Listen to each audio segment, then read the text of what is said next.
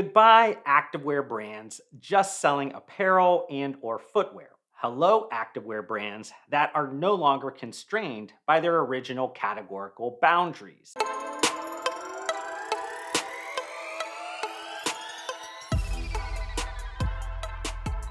If you consumed the recent content that I did that tackled the Noble and TB12 Tom Brady business merger, I stated kind of close to the end of it something like from Nike to Lululemon to Alo, these activewear brands aren't just selling apparel, they're selling a lifestyle. And if you remember, I also promised to create content surrounding Alo very soon. Well, surprise, here is that content already. But more importantly, you might be wondering why a functional CPG strategist has become increasingly fascinated by a 17-year-old business that originally defined its mission as being relentless about making the best yoga clothing in the world.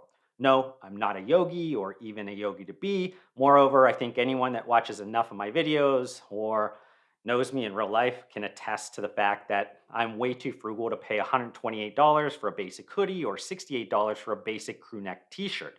I'm the guy that thinks the Aloe style is totally awesome, but would rather purchase the blank apparel from its parent company, Bella and Canvas, for like 90% off.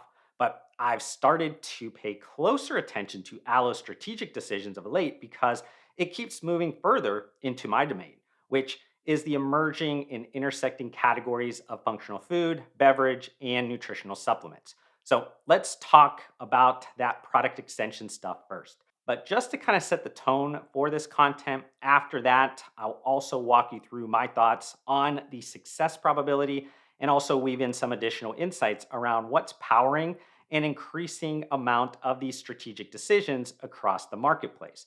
Now, I'm not going to provide all of the product extension breadcrumbs here, but Aloe reportedly started to originally develop a line of ingestible beauty and wellness supplements in 2019. With the pandemic aided work from home athleisure fashion trend powering those next few years, Aloe smartly put that project on the proverbial focus back burner. Then in March of 2023, Aloe added a nutrition category to its paid digital fitness platform called Aloe Moves. I mentioned this content marketing Trojan horse of sorts strategy because Aloe used it as a foundation for debuting Synced, a personalized programming match to a woman's hormonal cycle in August of 2023. Oh, and that was the same month Aloe officially launched its Stackable wellness system. The initial three ingestible beauty and wellness supplement SKUs were all utilizing a single serving gel pack format containing vitamins, minerals, and hormone balancing adaptogens that address daily needs in skincare, immunity, and physical recovery. Along with the fact that most of these products sold out on day one, Aloe also created a retail partnership with Sephora to sell its beauty and wellness segment.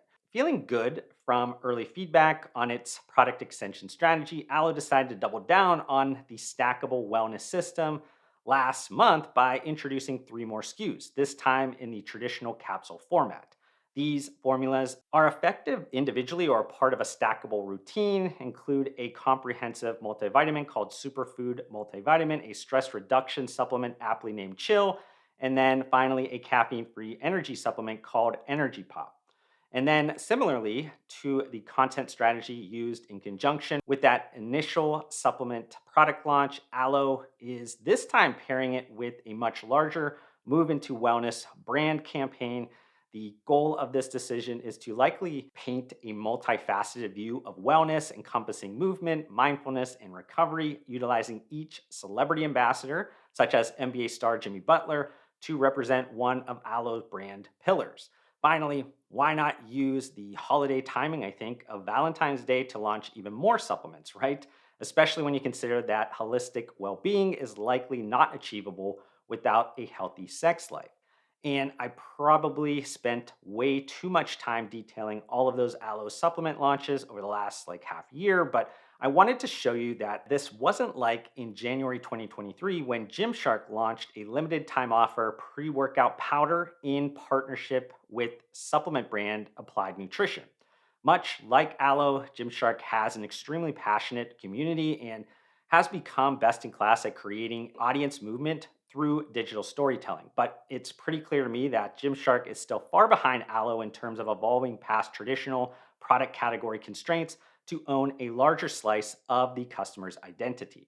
Which is a good transition into what's really at play here because those now 8 SKUs of the Aloe Stackable Wellness System, great or not, are only the entry fee to compete in today's market. Instead, winners and losers in the broader consumer goods space, let alone CPG, are largely determined by what you build off of those great products. This is why the smartest companies are focused less on product based differentiation, as they know that competing on that alone will only provide a transient advantage. With today's fast follower, low barriers to entry business landscape, your best product features are too easy to copy and an insufficient defensible moat. The solution is having a bold strategic narrative because that enables brands to create a unique story that will guide their entire internal and external business activity. Aloe is a brand with a bold strategic narrative, which starts with its name being an acronym for air, land, and ocean. That should tell you a lot about how intentional Aloe has been when aligning its every action to the brand values like sustainability. But also consider the truest meaning of its studio to street brand tagline. It's about taking the consciousness from practice on the mat and putting it into the practice of life. They believe this mindful movement will lead to better living and transformative change within communities.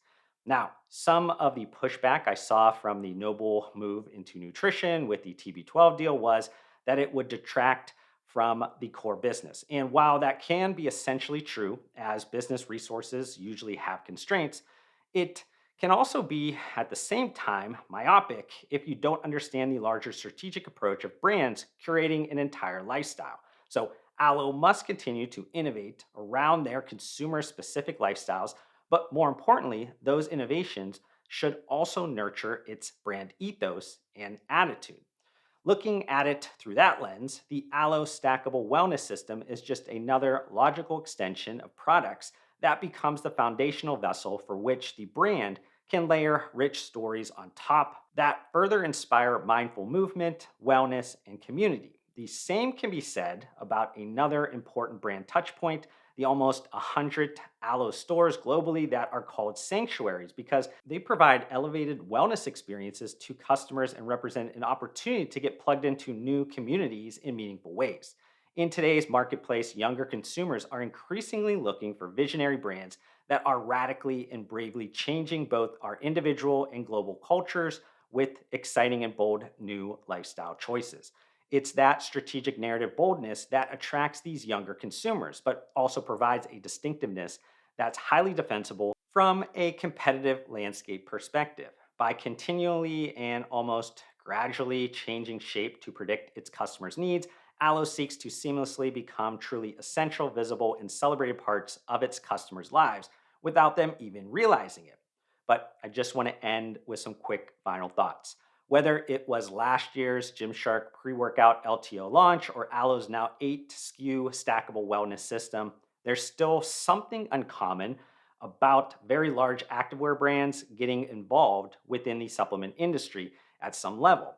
Because of that, there isn't exactly a ton of business cases that can allow us to see into the future. Yet, something tells me that will be changing extremely soon as generational change makes lifestyle brands even more powerful. Well, I hope you enjoyed this YouTube video. If you did, consider hitting that like button to support me. Also, help me get to my new short-term goal of 4,000 subscribers by hitting that subscribe button. I'd love to see you join me on this journey, but we need to fix the fact that I think over 90% of you at this point are not subscribed to my channel, and that makes me extremely sad. But I do want to thank you for tuning in, and I'll see you on the next one.